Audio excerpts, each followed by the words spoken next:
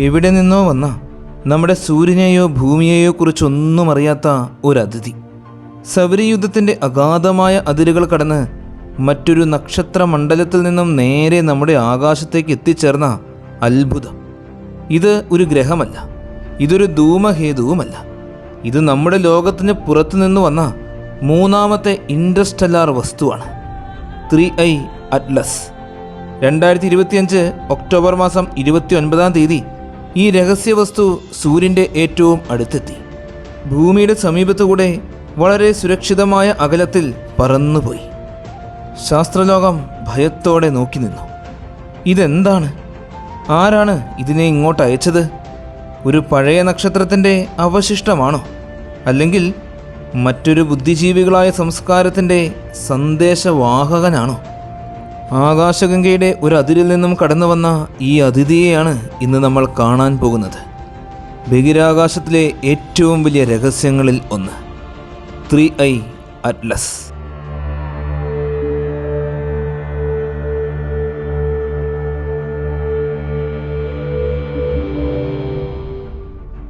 ആകാശത്തിൻ്റെ അതിരുകളില്ലാത്ത വിശാലതയിൽ നാം പഠിക്കുന്ന ഭൂരിഭാഗം ശിലാസദൃശ്യമായ വസ്തുക്കൾ, ഗ്രഹങ്ങൾ, ആസ്ട്രോയിഡുകൾ, ധൂമഹേതുക്കൾ ഇതെല്ലാം നമ്മുടെ സ്വന്തം സോളാർ സിസ്റ്റത്തിനുള്ളിലുള്ളവയാണ്. പക്ഷേ ചിലപ്പോൾ അത്യന്തം അപൂർവമായൊരു സംഭവം നടക്കാറുണ്ട്. മറ്റൊരു നക്ഷത്ര സമൂഹത്തിനുള്ളിൽ നിന്നും ഒരു സന്ദർശകൻ എത്തും. 2017 തന്നെയായിരുന്നു അതിൻ്റെ തുടക്കം. ആകാശ നിരീക്ഷകർ നമ്മുടെ ആകാശത്തുകൂടെ അമിത വേഗതയിൽ കുതിച്ചുപോയ ഒരു അജ്ഞാത വസ്തുവിനെ അന്ന് കണ്ടു. അവർ അതിന് ഉമുവാമുവ എന്ന പേര് നൽകി. ഹവായിയൻ ഭാഷയിൽ ഇതിൻ്റെ അർത്ഥം ദൂരെ നിന്നെത്തിയ ദൂതൻ എന്നാണ്. പക്ഷേ അതൊരു സാധാരണ ധൂമഹേതുവോ ആസ്ട്രോയിഡോ ആയിരുന്നില്ല. ഉമുവാമുവയ്ക്കുണ്ടായിരുന്നത് വിചിത്രമായ നീളമുള്ള ഒരാകൃതിയായിരുന്നു, ഒരു ഭീമൻ സിഗാറിനെ പോലെ. അതിന് മറ്റൊരു അപ്രതീക്ഷിതത്വവും ഉണ്ടായിരുന്നു. ധൂമഹേതുക്കൾക്ക് പതിവായി പ്രകാശിക്കുന്ന വാലൊന്നും ഇതിനുണ്ടായിരുന്നില്ല. അതിലുപരി അത്ഭുതകരമായ കാര്യമെന്തെന്നാൽ സോളാർ സിസ്റ്റം വിട്ടുപോകുമ്പോൾ ഇതിൻ്റെ വേഗം വളരെ പെട്ടെന്ന് കൂടി വന്നു. ഗ്രാവിറ്റിയുടെ നിയമങ്ങൾ മാത്രം അതിനെ വിശദീകരിക്കുവാൻ പോരാ എന്ന് ശാസ്ത്രജ്ഞന്മാർക്ക് മനസ്സിലായി. അപ്പോൾ ചോദ്യമുയർന്നു, അത് യഥാർത്ഥത്തിൽ എന്തായിരുന്നു? ഒരു പാറയുടെ കഷ്ണം മാത്രമായിരുന്നു? മഞ്ഞുകൊണ്ട് രൂപപ്പെട്ട ഒരു ആകൃതിയാണോ? അല്ലെങ്കിൽ എന്തെങ്കിലും കൃത്രിമ വസ്തുവായിരിക്കുമോ? ശാസ്ത്രലോകം ഇന്നും അതിൻ്റെ ഉത്തരങ്ങൾ തേടുകയാണ്. ഉമുവാമുവ മനുഷ്യരാശിയെ ആദ്യമായി ആലോചിക്കാൻ നിർബന്ധിതരാക്കി. നമ്മുടെ ആകാശത്തിൽ മറ്റൊരു ബുദ്ധിമാനായ ജീവസമൂഹം ഉണ്ടായിരിക്കുമോ എന്ന ചോദ്യത്തെ. ഉമുവാമയുടെ രഹസ്യം ലോകത്തെ വിറപ്പിച്ചിട്ട് 2 വർഷങ്ങൾ കഴിഞ്ഞു. 2019 നമ്മുടെ ആകാശത്ത് മറ്റൊരു സന്ദർശകൻ പ്രത്യക്ഷപ്പെട്ടു. ഇത്തവണ അതിന് ധൂമഹേതുക്കളുടെ എല്ലാ ലക്ഷണങ്ങളും ഉണ്ടായിരുന്നു. കോമറ്റ് ബോറിസോസ് എന്ന് അതിന് പേരിട്ടു. ഇത് കണ്ടെത്തിയത് ഉക്രൈനിലെ അമേച്ചർ ആസ്ട്രോണമർ ഗനാഡി ബോറിസോസ് ആണ്. തൻ്റെ സ്വന്തമായ ടെലസ്കോപ്പിലൂടെയാണ് അദ്ദേഹം ഈ അത്ഭുതകരമായ വസ്തുവിനെ ആദ്യം കണ്ടത്. ആദ്യ നോട്ടത്തിൽ തന്നെ ശാസ്ത്രജ്ഞന്മാർ തിരിച്ചറിഞ്ഞു, ഇത് സാധാരണ ധൂമഹേതു തന്നെയാണ്. പ്രകാശമുള്ള കോമയും നീളമുള്ള വാലും. ധൂമകേതുക്കളെപ്പോലെ തന്നെ അതിൽ വളരെ വ്യക്തമായി തന്നെ കാണാമായിരുന്നു. പക്ഷേ അതിനുണ്ടായിരുന്ന വേഗത അത്ഭുതകരമായിരുന്നു. സൂര്യനെ സംബന്ധിച്ച് ഏകദേശം 32 km/s വേഗതയിൽ അത് സഞ്ചരിച്ചുകൊണ്ടേയിരുന്നു. അതിൻ്റെ പാതയെ പഠിച്ചപ്പോൾ തെളിഞ്ഞത് ഇത് സോളാർ സിസ്റ്റത്തിൽ നിന്നുള്ള ഒന്നല്ല, മറിച്ച് മറ്റൊരു നക്ഷത്ര സമൂഹത്തിൽ നിന്നും വന്ന ഒരു സന്ദർശകനാണ്. ബോറിസോസ് മനുഷ്യർക്ക് ആദ്യമായി അടുത്തുനിന്ന് കാണുവാൻ കഴിഞ്ഞ ഇൻറ്റർസ്റ്റെല്ലാർ ധൂമഹേതുവായി മാറി. ഉമുവാമുയേക്കാൾ വ്യക്തമായ രൂപത്തിലും പരമ്പരാഗത ധൂമഹേതുക്കളുടെ സ്വഭാവത്തോട് കൂടിയതും. ശാസ്ത്രലോകത്തിന് ഇത് വൻ നിമിഷമായിരുന്നു. കാരണം ഇതിലൂടെ തെളിഞ്ഞത് മറ്റ് നക്ഷത്ര മണ്ഡലങ്ങളിൽ നിന്നും രൂപപ്പെട്ട മഞ്ഞും പാറയും നിറഞ്ഞ വസ്തുക്കൾ യഥാർത്ഥത്തിൽ നമ്മുടെ സോളാർ സിസ്റ്റത്തിലേക്കും എത്തിച്ചേരുവാൻ കഴിയും എന്ന് മനസ്സിലായി. ഇതൊരു പുതിയ സത്യത്തെ തുറന്നുകാട്ടി. നമ്മുടെ ഗാലക്സിയിൽ മാത്രമല്ല, അനേകം നക്ഷത്രമണ്ഡലങ്ങളിൽ കൂടി ആയിരക്കണക്കിന് ധൂമഹേതുക്കൾ സഞ്ചരിച്ചുകൊണ്ടേയിരിക്കുന്നു എന്ന്. ബോറിസോസിൻ്റെ വാലിൽ പ്രതിഫലിച്ച സൂര്യപ്രകാശം പോലെ അത് മനുഷ്യർക്ക് പ്രതീക്ഷയുടെ വലിയ പ്രകാശരേഖയായി മാറി. ആകാശത്തിൻ്റെ അതിരുകൾക്കപ്പുറത്ത് നമുക്കൊരിക്കലും കാണാൻ സാധിക്കാത്ത അന്യലോകങ്ങൾ ഇപ്പോഴുമുണ്ട് എന്ന ഓർമ്മപ്പെടുത്തലായി. ഈ വർഷം 2025 മനുഷ്യർ വീണ്ടും ആകാശത്തേക്ക് കണ്ണോടിച്ചു.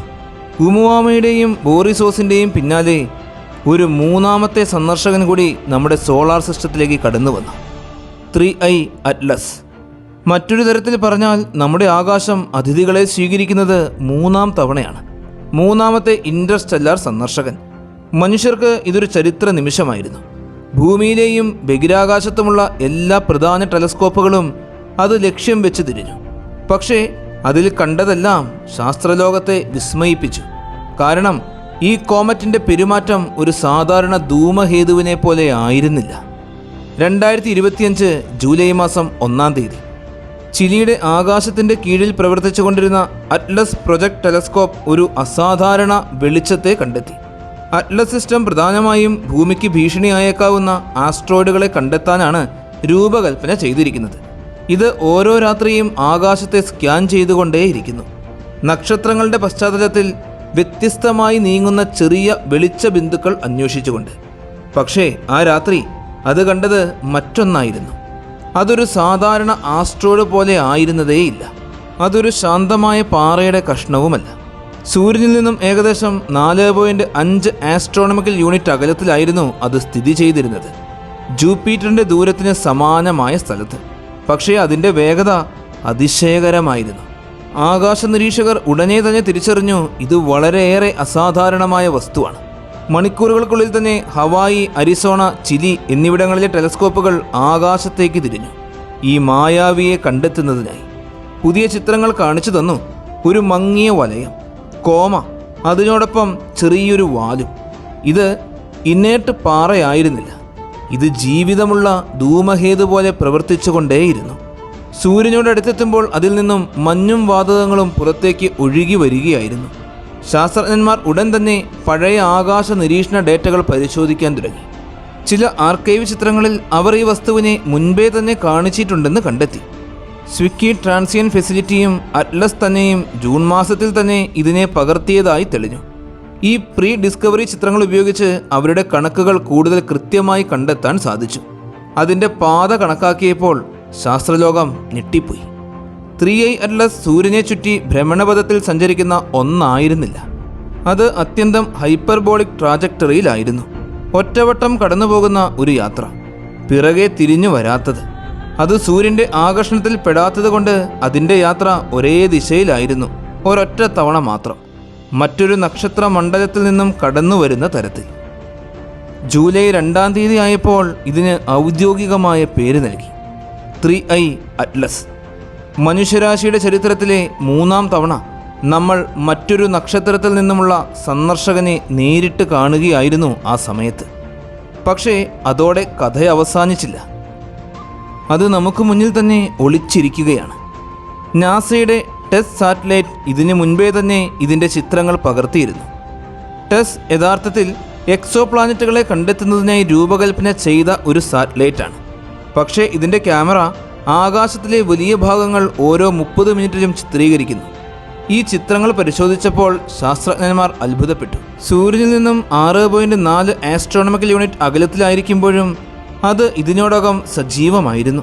സാധാരണ ധൂമഹേതുക്കളിൽ വെള്ളമഞ്ഞാണ് ഈ പ്രവർത്തനത്തിന് കാരണമാകുന്നത്. പക്ഷേ ആ അകലത്തിൽ വെള്ളമഞ്ഞ് ഒരിക്കലും വേപ്പറൈസ് ചെയ്യില്ല. അതായത് മറ്റൊന്നാണ് അതിനെ സജീവമാക്കിയത്.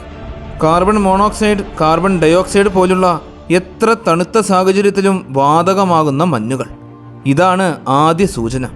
ഈ കോമറ്റ് നമ്മുടെ സോളാർ സിസ്റ്റത്തിൽ രൂപപ്പെട്ടതല്ല. മറ്റൊരു നക്ഷത്രമണ്ഡലത്തിലെ അത്യന്തം തണുത്ത പ്രദേശങ്ങളിൽ നിന്നാണ് ഇത് വന്നെത്തിയത്. അപ്പോൾ ചോദ്യം മറ്റൊന്നാണ്. ഇതുകൊണ്ട് മാത്രം നമുക്ക് ഉറപ്പിക്കാൻ സാധിക്കുമോ ഇത് ഒരു ഇൻ്റർസ്റ്റെല്ലർ വസ്തുവാണെന്ന്? ഉത്തരം അതിൻ്റെ രാസഘടനയല്ല, പക്ഷേ അതിൻ്റെ ഭ്രമണപഥത്തിൽ ഉത്തരമുണ്ട്. ഇതിൻ്റെ എസെൻട്രിസിറ്റി, അതായത് ഭ്രമണപഥത്തിൻ്റെ നീളത്തരം. സാധാരണ സോളാർ സിസ്റ്റം വസ്തുക്കൾക്ക് 1-ൽ താഴെയായിരിക്കും എസെൻട്രിസിറ്റി. പക്ഷേ 3i അറ്റ്ലസിൻ്റെ കാര്യം പരിശോധിച്ചു കഴിഞ്ഞാൽ 3i അറ്റ്ലസിൻ്റെ എസെൻട്രിസിറ്റി എന്നത് ഏകദേശം 6.1 അതായത് നമ്മുടെ സൂര്യന് ഇതിൻ്റെ പാതയെ ഒരല്പം പോലും വളയ്ക്കാൻ കഴിയാതെ പോയി. ഇത് നേരെ കടന്നുപോയി, ഒരു കോസ്മിക് ഹൈവേയിലൂടെ. സോളാർ സിസ്റ്റത്തിൻ്റെ വഴിയിലൂടെ ഒരു കാറ്റെന്ന പോലെ അത് പറന്നുപോയി.